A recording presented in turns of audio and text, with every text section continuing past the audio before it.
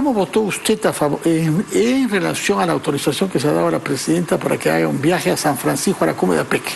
En contra, no es la primera vez que nos manifestamos en contra. Primordialmente no es un ánimo de obstruir el accionar del gobierno, que creo que es poco de por sí, sino es un ánimo de poder mantenernos en nuestra posición que, digamos, permitió que nosotros interpusiéramos una demanda de inconstitucionalidad contra la ley que aprobó el Congreso de manera exprés para que la señora Boluarte pueda telegobernar.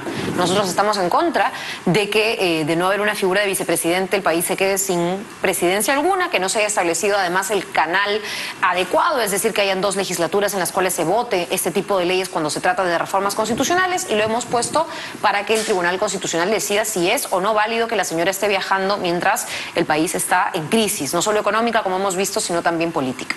Ahora, por esta vez está claro que la necesidad es evidente. Vamos a asumir la presidencia de APEC, que reúne el 60% de la producción económica del mundo, para invitarlos a que vengan a nuestro país el próximo año. El presidente de China, el presidente de Estados Unidos, el presidente de Rusia, el presidente de Vietnam, Tailandia, etcétera. No podemos darle la espalda cuando nos están dando la presidencia para que organizamos la cumbre el próximo año, ¿no? Mire, yo creo que ya muchos analistas lo han dicho, y quien está gobernando en estos momentos no es precisamente la presidenta. Se ha hablado de la figura del premier como la figura preponderante en todas las reuniones de Consejo de Ministros. Pero no puede viajar a una cumbre de ese tipo, ¿eh? Y mire, lo que yo creo es que ese no es una responsabilidad o un problema del Congreso de la República. ¿Cómo no va a ser una responsabilidad si viaja o no a un compromiso internacional de esa trascendencia? Bueno, es que la presidenta está viajando a cualquier cosa y no está obteniendo ningún resultado de su gestión. Es diferente, estamos ante una responsabilidad. No está gestionando. En todo caso, nuestra posición no puede variar, que un viaje vale y otro viaje no. A mi parecer sería incoherente, porque de por sí el procedimiento para que la presidenta viaje permite que ella igual siga gobernando mientras está de viaje. Eso a nosotros y la manera en la que se aprobó nos parece inconstitucional. Bueno, creo que sería incongruente votar. Entonces cierran los ojos y dicen no a toda propuesta de viaje, aunque eso significa hacer un desplante a una organización de la que somos parte desde hace 25 años. Mire, la señora va a viajar de todos modos. Ojalá que estemos con resultados al regreso de su viaje, pero no gracias a usted, sino gracias a los que no piensan como usted. Correcto. O sea, tampoco se jacte de que va a viajar de todos modos. No, no es una forma de jactarme. Lo que me voy a jactar es si es que la señora no trae resultados. Si los trae, bueno, ojalá sea lo mejor para el país. En este caso están servidos, porque se trata de que organizamos nosotros en el Perú en noviembre del próximo año, que venga el presidente chino y que inaugure el puerto de Shanghái, que hayan gestos concretos de nuestra inserción en la economía del mundo. Tiene la capacidad el Perú de este tipo de gestiones. Ojalá. Es que yo no quiero que le vaya mal al gobierno porque quiera que le vaya mal al gobierno. El problema es cuando tenemos 3 meses... No nos infravalores, señora. 3 meses... No, al gobierno sí. No espero mucho, la verdad, de esa gestión. Bueno, ¿y qué es lo que espera del nuevo canciller? Sus primeras reacciones ante él. Mire, yo creo en realidad que de por sí el cambio de canciller ya devela que ha habido un problema. O sea, nadie cambia de ministro porque se le ocurre de un día para otro. Entonces, decir que todos los viajes de la señora Boluarte han estado justificados, han sido hechos de manera correcta y se han obtenido resultados, tendría entonces que mantener a su canciller, porque las relaciones exteriores, bilaterales, multilaterales, están perfectas. Si se ha cambiado de canciller, hay algún tipo de error, autocrítica que no se está haciendo de manera explícita, sino que ha respondido a la entrada de este nuevo funcionario público. ¿Qué esperar de aquí en adelante? Bueno, la verdad es que todavía no hemos visto absolutamente nada concreto, ¿no? El día de hoy el canciller se presentó para explicar el futuro viaje, más no para responder por el anterior viaje que fue altamente cuestionado. Entonces yo creo que es un cambio más de gabinete y es un error que no se ha querido admitir, porque el único mensaje que hemos recibido afuera y adentro del país es que todo está en paz, todo está tranquilo, se respira paz, algo así creo que me parece fue el eslogan que ha implantado la señora Boluarte. Vayamos a otro tema que ha dado lugar, como usted lo sabe, a una polémica que se mantiene y se complica, que es el tema de la Junta Nacional de Justicia. Su opinión sobre todo lo que ha sucedido como intercambio de denuncias, demandas, críticas y cuestionamientos. Mire, yo creo que hay un tema de fondo y un tema de forma. El día de hoy debatía con algunos colegas sobre esto. Ha habido sin duda un retroceso de la postura inicial de la mesa directiva de la presidencia del Congreso a decir que aquí el Congreso es omnipotente y al Congreso no se le puede decir nada, ¿no? Que es parte de los fundamentos, es decir, que la Junta no puede hacer ninguna exhortación al Congreso de la República, y hoy que tampoco la Corte, ¿no es cierto?, superior, o en fin, el Poder Judicial puede ir por encima del Congreso. Ya hemos leído mucho los fundamentos, creo que se ha repetido hasta el cansancio cansancio que en un Estado de derecho democrático el Poder Judicial y las órdenes del Poder Judicial se respetan.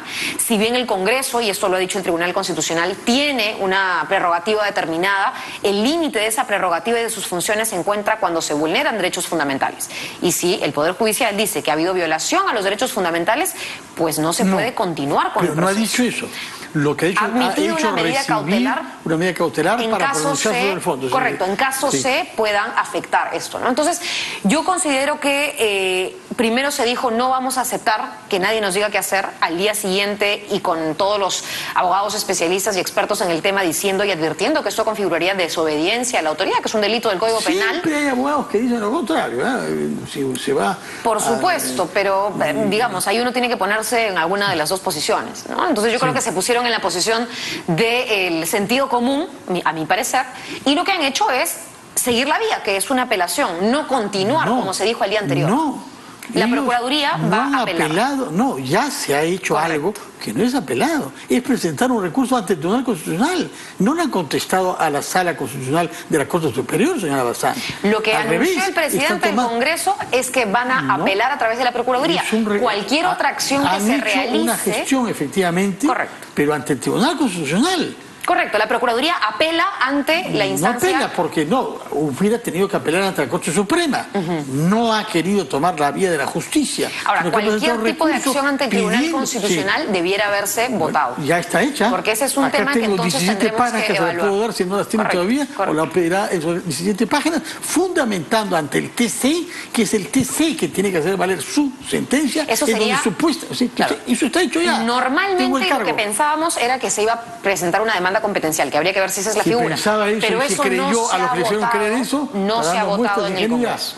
Eso ha sido una decisión. Y eso es muy importante, perdón Fernando, con esto acabo, porque todas las acciones que se estén tomando de aquí al futuro son acciones que está haciendo unilateralmente o la mesa directiva como acuerdo de mesa o el presidente del Congreso como persona y como figura de presidente. O sea, esto no está siendo ni consultado, ni votado, ni discutido, ni en Junta de Portavoces, ojo, porque en Junta de Portavoces había otro camino. En el Pleno se dijo, se suspende el Pleno y se apelará. Ahora se presenta otro documento, correcto. Pero no es un documento que se haya avalado, conversado, discutido y mucho menos votado. Entonces, cualquier responsabilidad posterior recae por sobre quien ha presentado. Una solicitud de ejecución de sentencia emitida en el proceso competencial, seguido con el expediente que usted conoce. Correcto, cuyos propios fundamentos dice que hay límites para las prerrogativas del Congreso. Veremos cómo contesta el Tribunal Constitucional, pero explique al público que está harto de esta querella permanente de ida, vuelta, uno, el otro, etcétera. Explique cuál es el fondo del problema. ¿De dónde nace esta querella? Yo creo que hay un poder, ¿no es cierto?, político importante en diferentes instituciones y que lo que el Congreso y la mayoría congresal en todo caso buscan en estos momentos es defender ese poder político predominante. Lo hemos dicho, copamiento institucional, lo hemos dicho, ¿no es cierto?, de que estas fuerzas políticas tienen este tipo de control o buscan tener este tipo de control, lo cual yo creo desequilibra todo el balance de poderes, toda la estabilidad democrática que el Perú, ¿no es cierto?, de manera muy progresiva ha ido construyendo, y creo que en parte eso es lo que demuestra, por ejemplo, que ahora la Junta, que abrió una investigación contra la fiscal de la Nación, que ha realizado ciertas exhortaciones ante el Congreso, esté viéndose como flanco de ataque, porque no es solamente destituirlos, es también haberlos denunciado constitucionalmente, es también tener proyectos de ley que puedan afectar a nuestras instituciones electorales. O sea, si arrastramos desde el cantillo o el corillo del fraude hasta ahora, eso se mantiene, ¿no? Tenemos hoy mismo proyectos de ley que buscan, ¿no es cierto?, reconfigurar los directorios del Jurado Nacional de Elecciones, de OMPE, que son las mismas bancadas. Nos está hablando de que hay un plan elaborado. Totalmente. ¿Quién es el cerebro de este plan? Yo creo que hay una mayoría congresal, me refiero básicamente a los partidos políticos o fuerzas políticas. Pero cerebro, le pregunto, Sí, correcto. Mayoría no quiere decir cerebro. La fuerza más importante ahí es Fuerza Popular, me queda claro. Es el partido político más constituido, la fuerza más numerosa, y lo acompañan también integrantes de Avanza País, Renovación Popular y otras bancadas. Pero APP dijo en este caso que no votaría a favor de la remoción de los miembros de la Junta Nacional de... Que fue algo contrario a lo que habían dicho un día, 2 días antes. Entonces, y eso es la mayoría, o sea, ese es lo que yo hablo cuando digo retroceso o recular, ¿no? una cosa dicen un día antes y al día siguiente no, hay que seguir los procedimientos, no vamos a destituirlos, hay otras alternativas. Es un cálculo político. Han aparecido iniciativas para reformas institucionales políticas, se quiere llevar otra vez al Congreso el tema de la bicameralidad.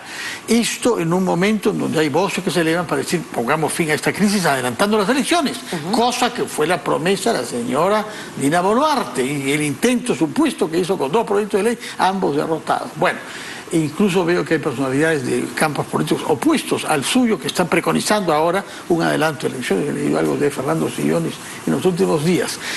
Su opinión sobre el tema de la bicameralidad y del adelanto de elecciones como posibilidad. Correcto. No, el adelanto de elecciones está fuera de la discusión. Nosotros presentamos 1 o 2 de los tantos proyectos que se discutieron en su momento.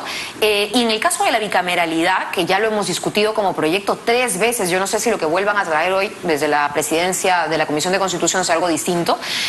Lamentablemente hay varios aspectos que evaluar según coyuntura y según, digamos, el análisis político. El análisis político te dice que la reelección es una figura válida. Yo he dicho en muchas entrevistas que yo no estoy de acuerdo con la reelección ahora y de esta manera como se está tratando de introducir, pero yo estoy de acuerdo con la reelección como figura. De los congresistas y de las autoridades locales. En general, Fernando, porque... El presidente es diferente que el resto, ¿no? No, presidente es diferente, correcto. Tiene otro mandato de 5 años, sí. Por ejemplo, gobernadores regionales, congresistas, alcaldes, autoridades locales, correcto. Y lo digo porque este Congreso, que ahora veía en octubre, tiene 4% de aprobación. Creo que esa debe ser una cifra récord. La última que he revisado en Yo me octubre. quedé con 9, pero usted correcto. Yo también me he sorprendido. Está reduciendo a la mitad con cierta sonrisa, a las cifras. Con cierta fruición. No, me río de su reacción, porque pareciera increíble, pero podemos incluso caer en estos números, ¿no? Entonces, yo sí creo que en ese sentido es difícil hablar de un proyecto de bicameralidad. Primero porque no hay, digamos, una población que esté mirando a quien va a hacer esa reforma con cierto respeto, con cierta aprobación, con cierta legitimidad. Pero además creo que es importante mencionarlo porque este Congreso es producto de la no reelección. O sea, la gente y las personas dijeron no a la reelección. Y de esa reforma que se aprobó por referéndum, tenemos este Congreso que tiene una aprobación muy baja. Pero ya hemos probado la medicina. Creo que está clara, ¿no? Ya hemos probado la medicina y creo que no ha sido eficaz. No es el problema si hay o no hay reelección, el problema es otro. Entonces, si no mejoramos nuestro sistema político, de partidos, etcétera, estas cosas de la no reelección o la bicameralidad poco van a servir. Entonces, regreso al punto. Yo creo que la bicameralidad puede ser positiva e interesante analizar, igual que la reelección, pero si no solucionamos los problemas de fondo, lo único que va a hacer esta bicameralidad es, en 2 cámaras, reproducir las mismas taras. Una cámara va a obstruir a la otra, no van a ponerse de acuerdo, y creo que ahí hay que hacer un nuevo análisis antes de votar. Pregunta final, ahora penal. ¿Qué piensa de la investigación abierta contra el hermano de la presidenta Dina Boluarte? Creo que para muchos está pasando completamente desapercibida. Bueno, creo que está encima, ¿no? Sí, bueno, creo que el Ministerio Público tiene la oportunidad, digamos, de reivindicar un poco también el trabajo en ese sentido, porque después, digamos, de todo este ruido detrás de la investigación que se le abrió al fiscal Vela y estos fiscales que están finalmente a cargo de grandes investigaciones que comprenden a expresidentes, excandidatos y demás, creo que lo más sano sería también mostrar qué se está avanzando con respecto a la fiscalía. Yo acabo de leer en camino acá, por cierto, que ya han abierto una investigación recién a el actual congresista Cordero Jontay, ¿no? Entonces también es un tema que uno evalúa políticamente y esperemos que las prioridades no sean políticas, sino sean para Sigrid todos. Bazán, congresista de Cambio Democrático, Juntos por el Perú. Muchas gracias por su presencia y por la cantidad de temas que hemos abordado, aunque un poco rápidamente. Que tenga usted muy buenas noches. Muy buenas noches. Vamos a hacer una pausa y retomamos rápidamente las cosas como son.